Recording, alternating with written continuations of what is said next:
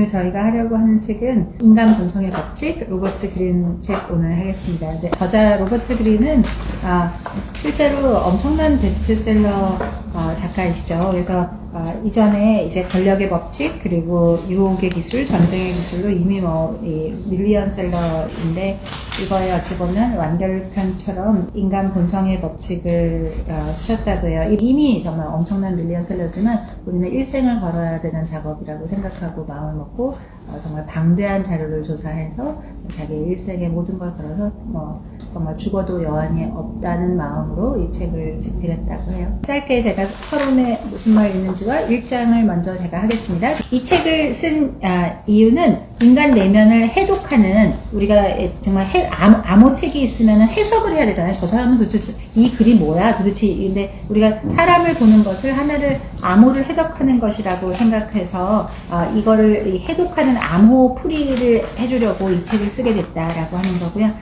우리가 제일 처음 이해해야 되는 것은 우리는 500만 년 동안 정말 원시적인 동물이었다. 언어도 없고 우리가 어떻게 하면 이 위험과 여기서 내가 생존하고 저 사람과 적이 되지 않으면서 살아남을 수 있을까를 했던 거고, 이 저자가 생각할 때는 굉장히 절박할 만큼 우리가 그 어떤 시대보다 우리 인간 본성의 노예가 되어가고 있다. 오히려 SNS가 너무 발달하고 기술이 발달해서 우리가 자연의 실제 이 모습을 잘 보지를 못하기 때문에 그래서 꼭 이게 필요한 순간이라고 생각해서 이 책을 쓰기로 마음먹었다라고 하는 거고요. 그래서 우리가 이 책을 보는 가장 큰 이유가 타인을 어떻게 하면 잘 접근하고 소통할 수 있는가? 그래서 결국 궁극으로는 나는 누구인가를 알게 하려고 하는 게 가장 크거고, 말로 보내는 그 신호에 절대 속지 말고 그 사람들의 실제 의도나 뜻은 다 따로 있기 때문에 그거를 그런 사인들을 잘 해석할 수 있게끔 도와주려고 한다. 그리고 그렇게 아무리 내가 열심히 살려고 해도 어차피 독버섯 같은 사람들은 반드시 있다. 그러면 이 독버섯 같은 사람들에서 어떻게 내가 정서적인 상처를 받지 않고 거기에 잘 대적해서 살아남을 수 있는가 하는 거를 알려주려고 하는 거고, 당신 안에 인간의 본성의 힘이 얼마나 강하게 작용하는지 로버트 그린 본인 스스로도 말씀하시길, 나도 그 본성의 법칙에 지배되는 사람이지 특별한 사람이 아니다. 훈련에 의해서 이것을 극복할 수 있다라고 하는 거고요. 마지막으로 이 모든 것을 공부하면서 내 안의 잠재력을 높이고 당신 안에 더 이상적인 자아를 이제 하는데, 이 연습을 위해서 반드시 겸손이 필요하다라고 하고 있습니다. 그래서 우리의 감정이 어떻게 생각에 영향을 미치는지에 대해서 얘기하고 있어요. 이제 1장은 비이성적인 행동의 법칙, 또 2장은 또 자기 도취의 법칙인데, 1장은 첫 번째 가장 중요한 것인데요. 우리가 얼마나 비이성적으로 생각하느냐는 겁니다. 나를 지배하는 것은 감정이지 이성이 아니다. 그래서 어떻게 하면 우리가 이 감정을 극복할 수 있는가라고 생각하는데, 우리는 되게 무의식적으로 그냥 반응할 뿐이지 생각하지 않는다고 합니다. 그리고 그거는 너무 당연한 우리 오랜 이 500만 년의 이 원시 생활에서 비롯된 것이고, 여기서 항상 맨 처음에 실예를 한번 들어주시는데, 펠로폰네소스 전쟁사라고 해서 아주 유명한 그 책의 주인공이었던 이 아테네가 가장 번영하고 가장 좋았던 시절에 이 페리클레스라고 하는 이 지도자의 시대를 얘기하는데요. 우리가 이 BC 5세기에 드디어 아테네가 스파르타와의 결전을 이제 피할 수 없는 상황에 이르게 됩니다. 그래서 대부분의 이 아테네인들은 아테네인들이 좋아하는 리더의 유형이 있었는데, 막 언변을 잘하고 막 위험을 감수하고 극적인 상황에서 영광과 관심을 독차지하고, 그러면 또 그 팔벌의 이해를 위해서는 못할 게 없는 막 이런 사람들은 굉장히 영시하고 마땅한 리더라고 생각하고, 또 그런 리더가 지나고 나면 또 다른 리더가 나타나고, 그런 거에 익숙해져 있었는데, 이 페리클레스는 사실 굉장히 좀 이례적인 지도자였었고, 이 사람은 지도자라기보다는 좀 더 철학자에 가까웠었고, 모든 사람들이 막 자존심 싸움으로 스파르타와 싸워야 된다고 생각했지만, 이 사람만은 싸움을 별로 좋아하지 않았었고, 이 제국을 확장하는 일이 오히려 통제력을 상실할 수 있고, 또 이렇게 막 귀족층에게 이렇게 해서 편가르기를 해서 자기의 힘을, 리더의 힘을 하려는 게 아니라 도시의 중하층민의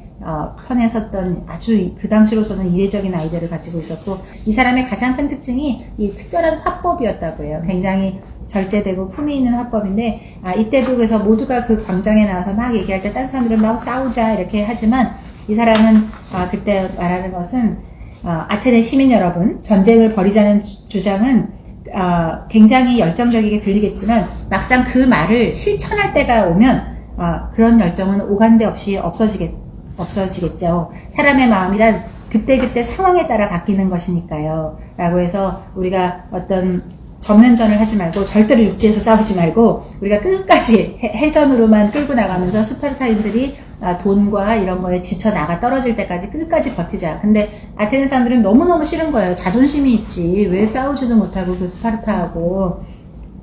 그렇지만 아테네는 군사력보다는 무역을 통한 부국이었던 것이고 스파르타는 놀랄 만큼 우리가 300 이런 거를 보면서 이게 스파르타 이런 거에 대한 어떤 판타지가 있는데 실제로 스파르타는 좀 인간의 상식을 뛰어넘을 만큼 굉장히 독특한 궁극주의 나라였었거든요. 여기도 나오지만 정말 스파르타인들은 평생 죽을 때까지 뭐 아주 그냥 뭐 검은 무슨 뭐 깨죽 막 그런 거밖에는 먹을 수 없게 하고 절대로 좋은 침상에서 잘 수 없고 반드시 모든 사람들은 같이 저녁을 먹어야 되고 최고 지도자조차도 그 공동체가 같이 밥을 안 먹었다고 해서 이게 엄청난 처벌을 당하는 그래서 개인이 전혀 없는 완벽한 전체주의 국가면서 아주 궁극주의 국가였었고 이 노예를 완전히 이렇게 정말 이렇게 다른 인간이 아닌 완전 다른 동물로 이거를 해야지만 유지되는 그래서 이 피해 순수성을 굉장히 유지하려고 해서 사실은 이 피해 순수성이 너무 줄어드는 바람에 사실은 스파르타가 결국 망하게 된 거죠. 중요한 거는 이렇게 싸우려고 하면은 절대로 스파르타랑은 이길 수가 없는 거죠. 아테네가 싸울 수는 없는데 아테네 사람들이 자존심 때문에 모든 거를 다 하려고 하는 이런 어리석음을 하려고 하는 거죠. 그래서 페리클레스가 마지막으로 한 말은 제가 두려운 것은 상대의 전략이 아니라 우리의 실수이다. 우리가 상대의 전략 때문에 지는 게 아니라 우리가 벌어질 이 실수 때문에 질 것이다 라고 했는데 2년 동안을 정말 잘 버텼는데 모두 다 성 안에 들어와서 모여있다 보니까 전염병이 돌게 되면서 아이러니하게도 페리클레스 자신조차 전염병으로 죽게 되죠. 사람들은 이제까지 2년 동안 잘 버텼던 공은 다 없어지고 이 전염병도 페리클레스 탓이다. 그래서 사람들은 이제 페리클레스를 이제 미워하기 시작하고 그래서 이제 전쟁을 좋아하는 사람들이 다시 이제 득세를 하게 돼서 심지어는 이제 그 밀로스 섬을 공격할 때는 거기 밀로스 섬에 그 밀로의 비너스상이 나왔던 그 섬을 공격했으면 성인 남자는 모두 죽여버리고 여자와 아이는 모두 다 노예로 팔아버리는 그런 이 페리클레스 시절이라면 있을 수 없었던 그런 이 잔악한 일을 거침없이 시행하는 거죠. 도시국가를 누가 차지할 것인가에서 어떤 승패가 가름하는 시점에서도 너무나 이 상대방이나 그런 거를 과소평가하고 나를 과대평가하고 이렇게 하면서 전투에 완전히 완패해서 정말로 모든 선박과 병력이 전멸을 하는 그런 끔찍한 결말을 하게 되고 결국 스파르타가 내민 평화조약에 이제 굴복할 수밖에 없었고 여기서 결국 했던 거는 국익보다 내가 뭐 감정적으로 자존심 때문에 이런 것들을 잊혀지는 바람에 이렇게 아테네가 비극적으로 끝나게 되는 것을 보고 있습니다. 정치인들은 자신이 모두 다 굉장히 이성적이라고 생각하는데 그거는 절대 그럴 수가 없다는 거죠. 그들도 인간이기 때문에. 그래서 우리가 모두 다 자존심에 얼마나 굴복하게 되는지 그리고 아테네라고 하는 것이 그 말 뜻 자체가 신이라고 하는 테오스와 정신이라고 하는 누스가 합쳐진 건데 신이 인간에게 준 가장 큰 선물인 이성을 상징하는 것으로서 우리 내면에 있는 아테나를 개발해서 감정으로부터 나를 이제 없앨 수 있다고 하는 겁니다. 이거를 다시 분석하면 실패의 원인을 외부에서 찾지 않는 것이 이 인간의 본성을 이 비이성적이라는 것을 극복할 수 있는 자세인데요. 그래서 이성적인 사람이 되기 위해서 우리가 해야 되는 첫 번째는 그냥 우리가 비이성적이라는 것을 자각하고 이해하는 것. 뇌 구조상 우리가 항상 잘못된 판단을 내리는 거에 가장 큰 이유는 공포라는 거. 우리 인간의 모든 감정 중에서 가장 유전자에 깊이 새겨져 있는 공포라는 감정을 어떻게 할 수 있는가 하는 것이 가장 중요하다고 하는 겁니다. 그래서 우리 전에 뇌과학에서 했었지만 뇌에는 세 가지의 뇌가 있어서 제일 아래 파충류의 뇌, 공포를 담당하는 거고 그래서 우리가 위험으로부터 피하고 두 번째가 변연계의 뇌, 감정을 조절하고 세 번째가 심피질이라고 해서 거기가 우리가 이성을 담당하지만 우리 대부분의 삶은 이 파충류의 뇌에서 대부분 되고 조금 나아지면 감정, 공포 아니면 감정 이거에서 우리가 벗어날 수 없다는 거를 충분히 내가 그런 동물이라는 거를 정확히 인식하면 좀 더 나아질 수 있다. 여기서 1단계, 2단계, 3단계로 하는데요. 먼저 내 안에 어떤 편향을 가지고 있는지를 자각한다. 그래서 확증 편향, 내가 믿고 싶은 것을 보면 아무리 재확인할 증거를 찾아내도 계속 찾아내서 내가 믿고 싶은 것을 믿는다는 확증 편향이 있다는 거를 알고 그 다음에 두 번째 확신 편향, 내가 이렇게 확신한다면 틀림없이 사실일 거야 라고 하는 마음에 드는 생각을 계속 고수하는 이런 확신 편향이 나에게 있다는 것을 이해하고 또 3번 겉모습 편향이라고 해서 눈에 보이는 것을 믿는다는 거죠. 그래서 우리는 앞모습만을 보게 되는데 우리는 앞모습만을 보게 되고 가면을 쓴 이 후가에 잘 속아 넘어간다는 것을 역시 자각하고 그 다음에 네 번째는 집단 편향. 이건 내가 가지는 생각은 내 생각이야 라고 생각하는데 그렇진 않고 우리 집단 모두가 가지고 있는 생각을 우리는 이렇게 내 생각이라고 생각한다는 거죠. 그리고 다섯 번째가 탓하기 편향. 그래서 우리는 이거는 이게 새로운 거에서 배워야 하는데 그렇지 않고 이건 남 탓을 하다 보면 자기 성찰을 할 수가 없고 그러면 계속 똑같은 실수를 반복할 수밖에 없다. 그리고 여섯 번째 우월성 편향. 나는 남들보다 달라. 남들보다 이성적이고 윤리적이야. 무슨 소리야. 나는 겸손한 사람이야. 남들이 나보다 낫지라고 생각하지만 절대 사람은 그렇지 않고 내가 남보다 낫다고 생각하는 것이고 남의 잘못은 잘 보이고 나의 잘못은 잘 안 보이고 그래서 하지만 결론적으로 이 모든 것을 하여간 자각하는 첫 번째 길은 자각과 노력을 통해서 이성이라는 것이 결코 타고나는 것이 아니라 훈련에 의해서 된다는 것을 잘 이해하고 성숙의 과정을 통해서 할 수 있다라고 희망을 주고 있습니다. 두 번째는 심리적 방아쇠를 알아차린다. 그러면 내가 어떤 때에 이런 황당무계하게 뭐에 씌인 것 같은 이런 잘못된 일을 할 수 있는가 하는 것인데 여기서 그런 요소가 어떤 것인지를 알아두는 것인데 첫 번째 유아기의 심리적 방아쇠라고 해서 어렸을 때 받았던 어떤 상처, 창피, 공포 이런 것들이 다시 리마인드가 되는 순간에 어떤 강한 행동을 하게 된다는 거죠. 그래서 나한테나 아니면 타인한테 이런 지금 심리적 방아쇠가 당겨졌다는 걸 어떻게 알 수 있느냐는 것을 이 행동의 변화를 볼 수 있다는 거예요. 우리가 어떤 것을 보면 우리가 그냥 일반적인 반응은 누구나 할 수 있는데 너무 강력한 어떤 이 반응, 과잉 반응 같은 것을 하는 걸 보면 저 사람이 이 포인트가 저 사람의 심리적 포인트 반응 그 방아쇠구나. 이게 나한테는 나의 어떤 열등감, 어떤 사람은 그게 열등감일 수도 있고 그러면 나는 보통 때는 아주 멀쩡하고 아주 탄탄한 자아를 가지고 있다가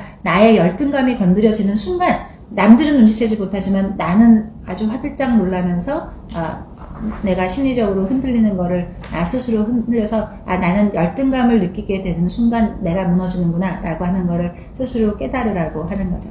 그리고 두 번째는 갑작스러운 성공이나 실패가 있을 때도 사람들은 결국 이게 굉장히 이게 언스테이블해지고 그 다음에 압박감이 증가할 때 그래서 스트레스가 강해지고 이러면은 사람들이 결국 또 그런 사람이 보통 때는 굉장히 탄탄해 보이는데 어떤 특이사항이 되면은 굉장히 완전히 순간적으로 무너진다는 거거든요. 그리고 감정을 자극하는 사람이 있어서 누가 나를 건드릴 때 그리고 집단 효과가 있어서 집단 편향성으로 어떤 선동하는 사람들이 막 이렇게 뭐 정인이 진시인이 애국심 같은 모호하고 감정에 가득 실린 어휘들로 선동을 할 때 우리가 거기에 굉장히 취약해진다고 한다는 겁니다. 그러면 우리가 내가 이런 편향성도 있다는 걸 이제 알았고 그 다음에 어떤 때 심리적 방아쇠가 작동하는지도 알았다면 그럼 세 번째 정말 나는 어떻게 하면 이성적인 자아를 끌어낼 수 있는가라고 하는 것인데요. 이게 이제 우리에게 희망을 주는 것이고 그래서 첫 번째는 자신을 철저히 이해하라. 그래서 감정적 자아는 무지를 먹고 산다. 우리가 무식하면 무식할수록 나 자신에 대해서 모르면 모를수록 감정이 득세하게 되고 우리가 우리를 알아가면 알아갈수록 감정이 점점 더 이성한테 이제 밀려나게 되는 거니까 자기를 철저히 이해하라. 그리고 감정 소크라테스가 한 말처럼 결국은 너 자신을 알라는 건 너가 뭘 모르는지를 알아라. 너가 뭘 모르는지도 모르는 것 자체가 얼마나 위험한 상황인지. 그래서 모든 것을 다 알라는 게 아니라 너가 너가 모르는 게 많다는 사실을 안다는 것 자체가 지혜의 모든 것이니까. 그래서 우리가 어렸을 때는 뭐든지 내가 다 잘한다고 생각하는데 나이가 든다고 하는 거는 결국 내가 모르는 게 진짜 많구나 라고 하는 거를 안다는 게 나이 드는 지혜로움이니까 이렇게 내가 모른다는 거를 먼저 알라고 하고, 그 다음에 감정을 뿌리 끝까지 확인하라. 그래서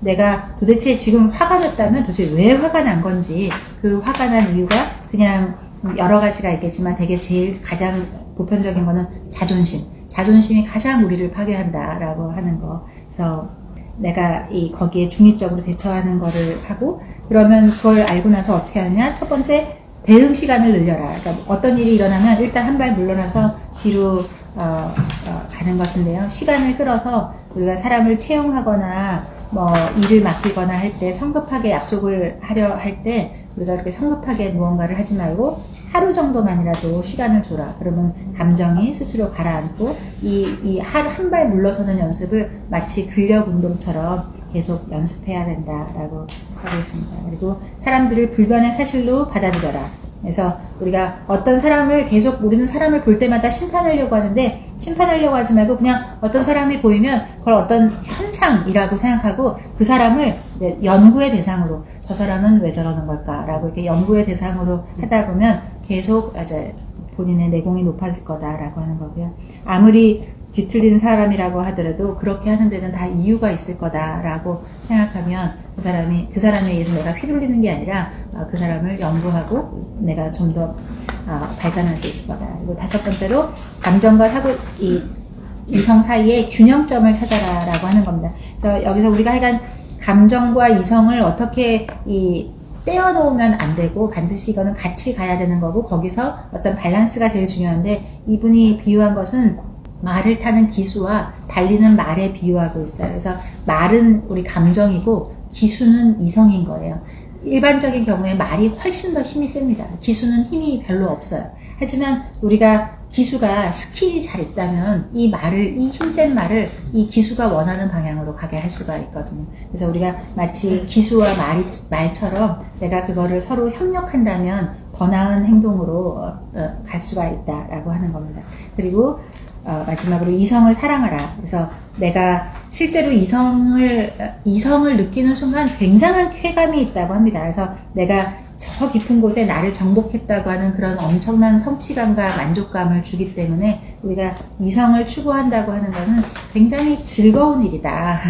막 딱딱하고 그런 불편한 일이 아니다라고 하는 겁니다. 그래서 맨 끝에 이 니체의 말로 끝맺음을 하고 있는데, 우리가 느낌을 믿으라고, 느낌에 충실해, 너의 느낌을 따라 이렇게 말을 하는데, 느낌을 믿는다는 것은 이성과 경험이라는 우리 안에 신을 그냥 놔두고 그냥 할아버지 할머니 말을 들으라고 하는 거와 똑같다. 그래서 우리가 이성과 경험이라는 우리 안에 신을 믿어라. 아까 내 안에 아테나를 찾아낼 수 있다라고 하는 그 메시지를 1장에서 주셨습니다.